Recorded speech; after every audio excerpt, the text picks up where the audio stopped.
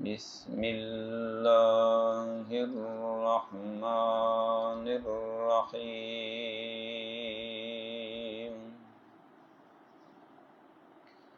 ان هو الا رجل به جنہ فتربصوا به حتی حین۔ ان ہوا نہیں ہے یہ پیغمبر الا مگر رجل ایک ایسا آدمی بھی جنہ جس کو کچھ جنون ہے، فتربصوا به بس تم انتظار کرو اس کے بارے میں، حتی حین ایک خاص وقت تک۔ یہ کفار عرب مشرکین مکہ کا وہ وہم تھا جو انہوں نے الفاظ کی صورت میں ادا کیا، اور الزام تھا حضور اکرم صلی اللہ علیہ وسلم کی ذات بابرکات پہ، جس کو اللہ رب العزت نے اسی انداز سے بیان کیا جیسے وہ لوگ کافر کہتے تھے کہ کسی اعتراض کا جواب دینے کے لیے پہلے اعتراض پیش کرنا پڑتا ہے پھر اس کا جواب ہوتا ہے۔ تو اعتراض ان کا یہ تھا ان ہوا الا رجل بہ جنہ، کہ یہ محمد صلی اللہ علیہ وسلم تو ایسے پیغمبر ہیں جن کو جنون ہے۔ تو جنہ جنون سے ہے، اسی کو ہم دیوانگی بولتے ہیں، اسی کو ہم مستانہ حال بولتے ہیں کہ یہ کسی کے حال میں مست ہے۔ تو انہوں نے جنون اس وجہ سے نہیں کہا تھا یا مجنون اس وجہ سے نہیں کہا تھا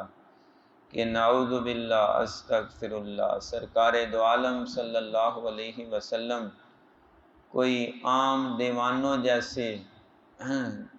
افعال یا اقوال یا اعمال کرتے تھے، جیسے یہ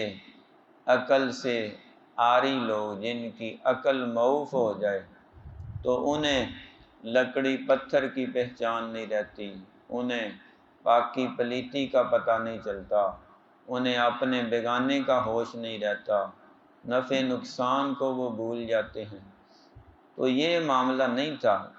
اصل میں اس چیز کو اہل عرب بھی سمجھتے تھے کہ یہ وہ دیوانگی نہیں جس میں عقل سے ہی بندہ ہاتھ دھو بیٹھے، بلکہ یہ تو کسی کی محبت میں دیوانہ ہو چکا ہے، یہ وہ جنون تھا۔ جیسے کسی بندے کو کہ بھئی یہ جنونی ہو گیا، تو جنونی کا معنی یہ ہے کہ وہ کسی ایک ہی بات کو بار بار دہرائے جا رہا ہے۔ تو سرکار دو عالم صلی اللہ علیہ وآلہ وسلم کو وہ اس لحاظ سے مجنون کہتے کہ آقا علیہ الصلوۃ والسلام ان کی ہر محفل میں، ہر مجلس میں، ہر میٹنگ میں، ہر پروگرام میں، خوشی ہو، غمی ہو، اکیلے ہوں، کٹھے ہوں، جمع ہوں، مفرد ہوں، واحد ہوں، تو ان سب کو آپ ایک ہی دعوت دیتے تھے، قولوا لا الہ الا اللہ۔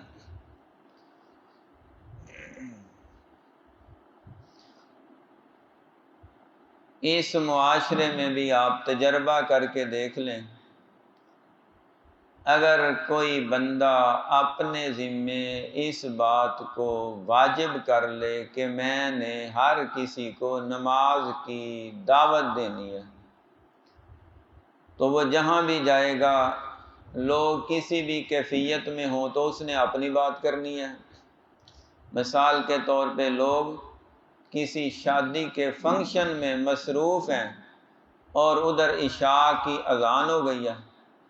تو وہ انہیں کیا کہے گا؟ علل اعلان سارے شادی حال والوں کو مخاطب کر کے کہے گا، یا ایھا الناس، ایھا الاخوان، ایھا المسلمون ایھا المومنون، وہ جس نام سے بھی انہیں پکارے، جو بھی آواز دے، سارے چکنے ہوشیار ہو جائیں گے یہ کیا کہنے والا ہے۔ تو سب جب اس کو طرف مخاطب ہوں گے تو وہ کیا کہے گا؟ الصلاۃ الصلاۃ الصلاۃ الصلاۃ، نماز نماز نماز نماز کا ٹائم ہو گیا۔ تو اب ایک دو دفعہ تو بندے اگنور کریں گے، دیکھو بھائی ہم کھانا کھا رہے ہیں، ادھر شادی ہو رہی ہے، ادھر بینڈ باجے چل رہے ہیں، ادھر دلہا آیا ہوا ہے، تو یہ نماز کی باتیں کر رہا ہے، یہ کوئی ٹائم ہے نماز کی بات کرنے کا؟ اب یہی بندہ کسی فوتگی پہ ہو اور وہاں لوگوں کا رش لگا ہو، ابھی جنازہ ہونے میں کچھ وقت ہو، ادھر اذان ہو جائے ظہر کی عصر کی، تو گلی میں مسجد ہو، تو وہ بندہ پھر چونکہ اس نے اپنے اوپر یہ واجب کیا ہوا ہے کہ میں نے یہ عمل نیک کام کرنا ہے، تو وہ سارے لوگوں کو مخاطب کرے گا کہ اے میرے مسلمان بھائیو، نماز کا ٹائم ہو گیا ہے، جنازہ بعد میں ہوگا، پہلے فرض نماز پڑھی جائے گی۔ اب کچھ لوگ تو کہیں گے بھائی اچھی بات کر رہا ہے، اور کچھ کہیں گے یہ اوہی جے، کیونکہ رشتہ دار تو وہی ہوتے ہیں، یہ اوہی جے جنہیں شادی حالت بھی نماز دی گل کی تھی، ان فوتگی ہوئی ہے تو پھر نماز دی گل، تو وچوں پھر کئی بول پن گے اور تینوں نماز تو علاوہ کوئی گل ہی نہیں آتی۔ اور اگر وہ یہ عمل بار بار دہرائے گا، 2-4 میٹنگوں میں، مجلسوں میں، 1 مہینے میں، 2 مہینوں میں، 6 مہینے میں، سال میں، 2 سال میں، بار بار یہ کہے گا، تو اسی گھر کے افراد یا اسی معاشرے کے یا اسی علاقے کے اور اسی خاندان کے لوگ کہنے شروع کر دیں گے بھائی اینوں تے کوئی جنون ہو چکا ہے، حالانکہ وہ جنونی نہیں ہے، ان لوگوں کے مطابق جنون ہے اور وہ بات غلط کر رہے ہیں۔ اللہ رب العزت نے اپنے محبوب نبی جناب محمد الرسول اللہ صلی اللہ علیہ وسلم کی ذمہ داری لگائی، اے میرے محبوب آپ ان سب کو اللہ رب العزت کی طرف دعوت دیں، پیغام سنائیں۔ یا ایھا الرسول بلغ ما انزل الیک، جو کچھ بھی آپ کی طرف نازل ہوتا ہے آپ اللہ کا پیغام لوگوں تک پہنچا دیں۔ آسمان سے وحی نازل ہوئی تو رسول اکرم صلی اللہ علیہ وآلہ وسلم نے یہ نہیں دیکھا کہ باہر لوگ کسی فنکشن میں ہیں، کسی شادی میں ہیں، کسی فوتگی میں ہیں، کسی خوشی میں ہیں، کسی غمی میں ہیں، 1 بندہ ہے، 2 ہیں، 10 ہیں، 1000 ہیں، آپ نے وہی سنتے ہی فوراً گھر سے باہر آ کے جو بھی ملتا جاتا آپ اللہ کا پیغام سنائی جا رہے ہیں۔ یہ نہیں کہا کہ چلو 2 گھنٹے ریسٹ کر لوں پھر میں وہی سناؤں گا، چلو میں کل جو ہے نا ان کی مجلس لگ رہی ہے کل پیغام سناؤں گا، نہیں 1 ہفتے بعد جو ہے نا انہوں نے اکٹھے ہونا ہے کسی میلے میں، وہاں جا کے اللہ کا پیغام سناؤں گا، نہیں، آقا علیہ الصلوۃ والسلام کی طرف جیسے ہی اللہ کا پیغام آیا آپ نے اپنے سارے کام ادھورے چھوڑ کے اللہ کا کام پورا کیا۔ ذہن میں کیا تھا کہ موت کا تو پتہ کوئی نہیں، اور ممکن ہے کچھ لمحوں بعد فرشتہ اجل آ جائے پیغام موت لے کر، تو کہیں اللہ کا یہ پیغام میرے دل دماغ میں ہی نہ رہ جائے، لوگوں تک پہنچ ہی نہ سکے۔ اس فکر سے آقا علیہ السلام وہ پیغام لوگوں تک فوراً پہنچا دیتے تھے، اور اسی بات کو لوگ سمجھتے تھے اس کو کوئی جنون ہے،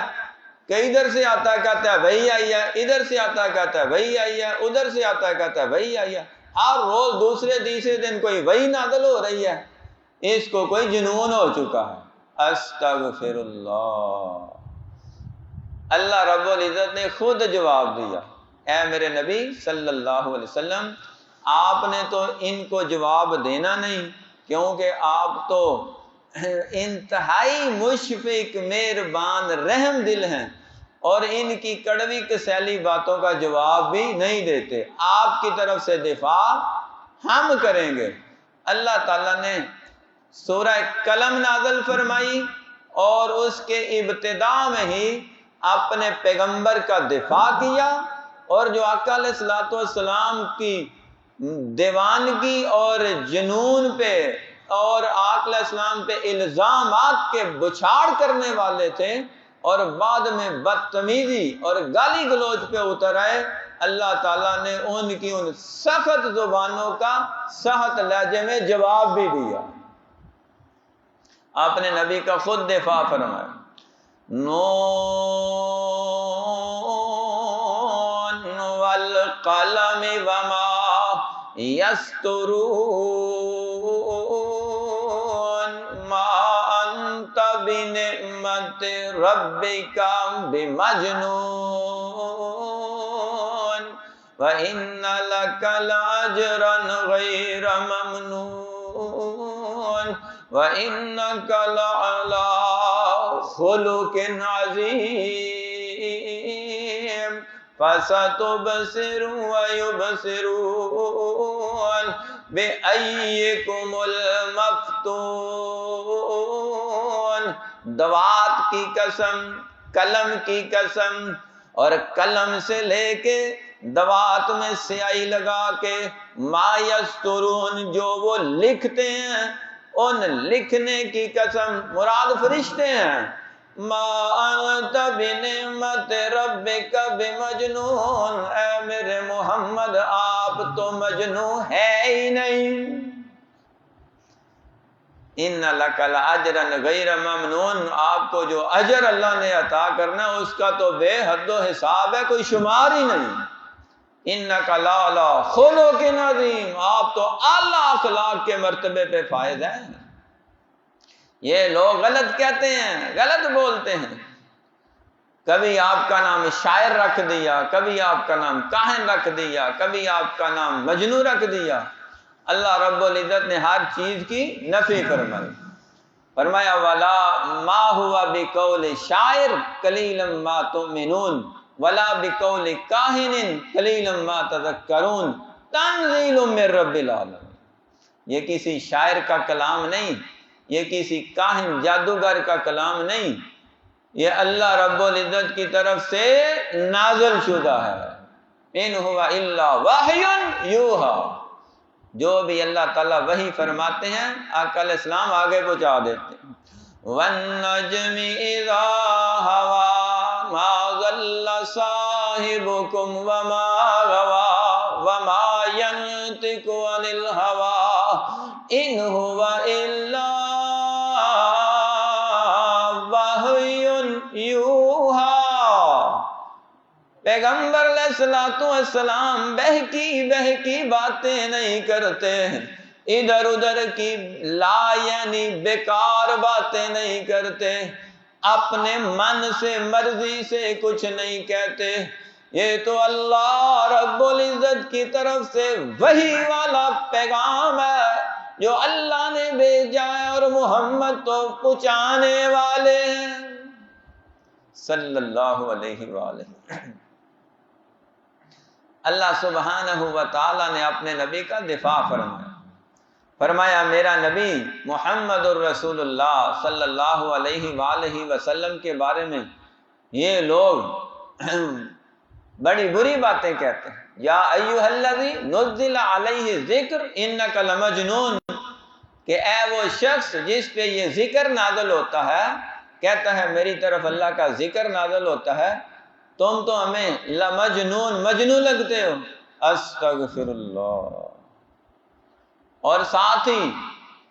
آگے سے ہوٹنگ کرتے، مذاق کرتے، لو ما تأتینا بالملائکۃ ان کنت من الصادقین، جن فرشتوں کی ہمیں دھمکیاں دیتے ہو کہ عذاب کے فرشتے آ جائیں گے، لے آؤ فرشتے، اگر اتنے ہی سچے ہو تو کب فرشتے آئیں گے؟ اللہ رب العزت نے جواب دیا ہے میرے نبی، آپ ان کی باتوں کا مائنڈ نہ کریں، دل میں غصہ نہ کریں، ذہن میں ٹینشن نہ رکھیں، آپ کی ان دفاع والی باتوں کا جواب ہم دیں گے۔ ما ننزل الملائکۃ الا بالحق وما كانوا اذا منذرین، ہم ان کے کہنے پہ نہ تو کسی کو نبی بناتے ہیں، نہ ان کے کہنے پہ وحی نازل کرتے ہیں، نہ ان کے کہنے پہ جبریل کو نازل کرتے ہیں، نہ ان کے کہنے پہ ہم اسرائیل کو نازل کریں گے۔ ہم اپنی مرضی کرتے ہیں، جب چاہتے ہیں جبریل کو بھیج دیتے ہیں اور جب چاہتے ہیں اسرائیل کو بھی بھیج دیں گے، اسرائیل کی ملک الموت قدر بھی آ جائے گا۔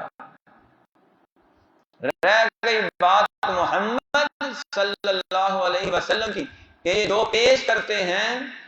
جو کچھ یہ وحی کا پیغام سناتے ہیں، وہ اپنی طرف سے ہے یا اللہ تعالیٰ کی طرف سے ہے، اس کے بارے میں ہمارا یہ دعویٰ، اللہ تعالیٰ نے خود دعویٰ فرمایا، دلیل بھی دی اور اس کا ثبوت بھی دیا۔ اِنَّا نَحْنُ نَزَّلْنَا الذِّكْرَ وَإِنَّا لَهُ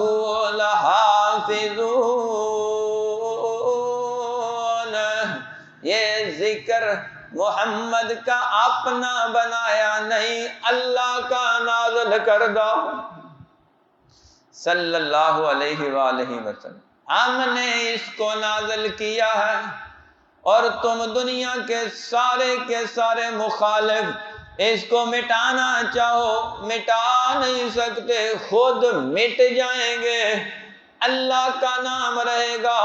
محمد کا نام رہے گا، اللہ کا کلام دنیا میں چمکتا رہے گا، دمکتا رہے گا، زندہ رہے گا، یہ کلام باقی رہنا ہے۔ اور دیکھ لو، یہ اس وقت کا ایک دعویٰ تھا، 1500 سال ہو چکا ہے، وہ اعتراض کرنے والے تو مر کھپ گئے ہیں، تو قرآن پاک آج تک موجود ہے پوری دنیا میں، روئے زمین پر جیسے قرآن پاک ہمارے پاس ہے، بالکل اسی طرح کا قرآن پاک عرب میں ہے، اسی طرح کا قرآن پاک عجم میں ہے، اسی طرح کا قرآن پاک ہند میں ہے، اسی طرح کا قرآن پاک سندھ میں ہے، اسی طرح کا قرآن پاک امریکہ میں ہے، افریقہ میں ہے، یورپ میں ہے، اور دنیا کے ان جزائر میں ہے جہاں تک پہنچنا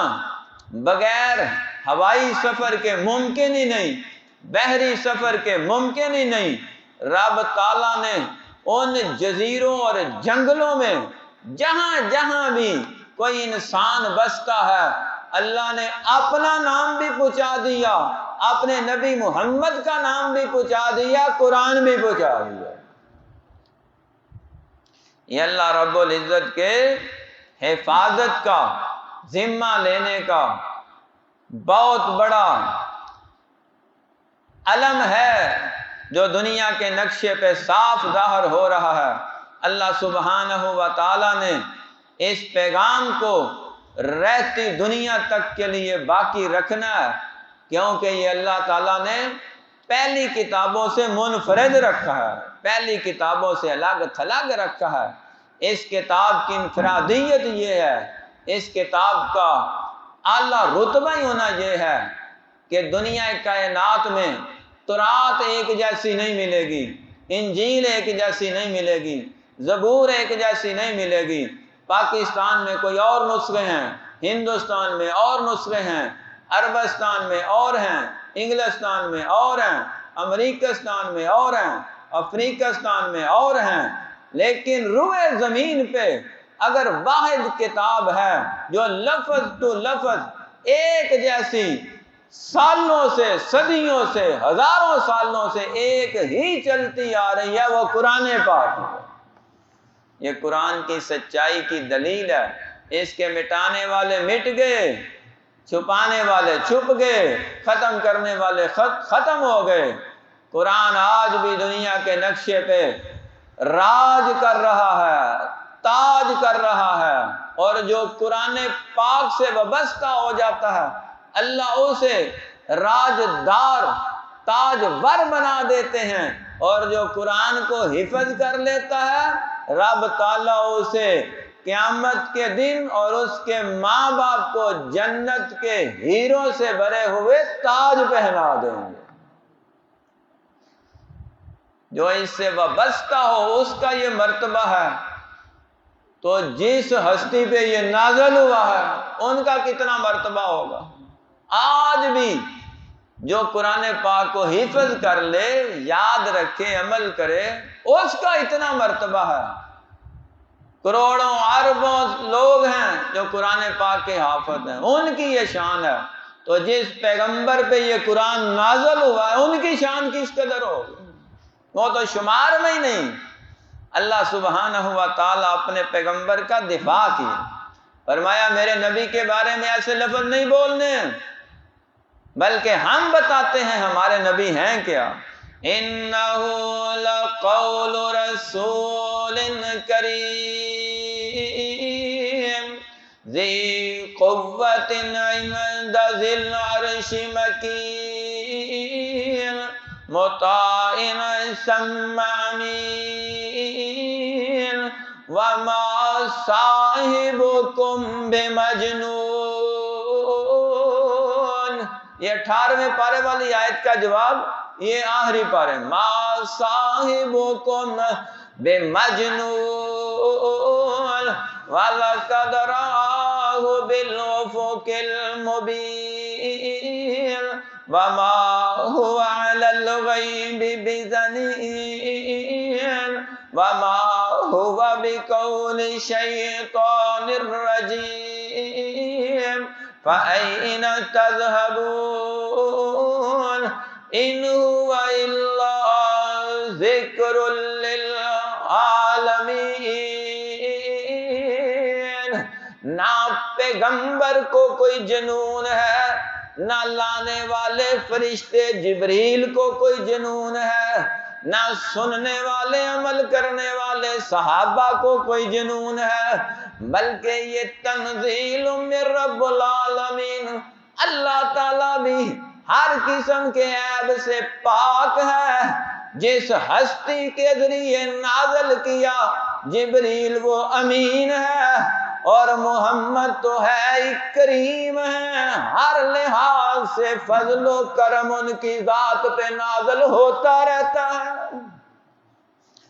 جس پیغمبر پہ یہ اعلیٰ کلام نازل ہوا اللہ سبحانہ و تعالیٰ نے ان جیسا کوئی بنایا ہی نہیں، نہ پہلے تھا، نہ بعد میں ہے، نہ کبھی ہوگا۔ قرآن پاک پوری کائنات سے کتاب ہونے کے لحاظ سے، کلام اللہ ہونے کے لحاظ سے سب سے اعلیٰ ہے، اور جس پیغمبر کے سینہ قلب اطہر پہ نازل ہوا وہ سینہ ساری کائنات کے سینوں سے اعلیٰ ہے، اور جس مکہ مدینہ میں یہ نازل ہوا وہ شہر سوری کائنات سے اعلیٰ ہے۔ اللہ تعالیٰ نے شہر بھی اعلیٰ منتخب کیے، ہستی بھی اعلیٰ منتخب کی ہے، اور جس مہینے میں نازل ہوا وہ مہینہ بھی سارے مہینوں سے اعلیٰ، جس رات پہ نازل وہ رات ساری راتوں سے اعلیٰ ہے۔ تو جو بھی اس قرآن سے جڑ گیا اس کے اندر خزائن اتنے ہیں، اس کے اندر فضائل اتنے ہیں، اس کے اندر بصیرت اتنی ہے، اس کے اندر خوبیاں اتنی ہیں، اس کے اندر عقل اتنی ہے، اس کے اندر دانشوری اتنی ہے، اس کے اندر اس قدر اعلیٰ ترین وہ نقاط ہیں، وہ راز ہیں جو دنیا اس وقت بھی سائنسی دور میں اپنی سائنس اور ٹیکنالوجی کو بہتر بنانے کے لیے سائنس سے اخذ اور قرآن پاک کو ملا کے سائنس کو تقویت دے رہے ہیں، رب کے قرآن سے اخذ کر رہے ہیں، طب والے طب یہاں سے اخذ کر رہے ہیں، ڈاکٹری والے ڈاکٹری یہاں سے اخذ کر رہے ہیں، میتھمیٹک والے ریاضی یہاں سے حاصل کر رہے ہیں، سائنس والے سائنس یہاں سے حاصل کر رہے ہیں، الجبرے والے الجبرا یہاں سے حاصل کر رہے ہیں، بڑے بڑے سائنسدان سیاستدان فلاسفر قسم کے اپنے اپنے شعبے کے مطابق جو بھی ان کو اعلیٰ ترین منصب اور مقام پہ پہنچنے کے لیے قوانین درکار ہیں، وہ سارے کے سارے تو قرآن سے اخذ ہو رہے ہیں۔ جب قرآن اس دور میں پڑھ کے لوگ عقل کے بادشاہ بن رہے ہیں، تو جس ہستی پہ قرآن نازل ہوا ہے وہ مجنوں کیسے ہو سکتا ہے؟ ان سے بڑا عقل مند کون ہو سکتا ہے؟ ان سے سیانہ کون ہو سکتا ہے؟ تو یہ کافروں کا جو اعتراض تھا اس کا زبردست انداز میں جواب دیا کہ نبی علیہ الصلوۃ والسلام ایسے نہیں اللہ اللہ کرتے، اللہ کی محبت میں سرشار ہو چکے ہیں، اللہ کی محبت میں مست الست ہو چکے ہیں۔ ایک ہی آقا علیہ الصلوۃ والسلام کو محبت کا ترانہ ہے جو اب ہر جگہ لوگوں کو سناتے جا رہے ہیں، لا الہ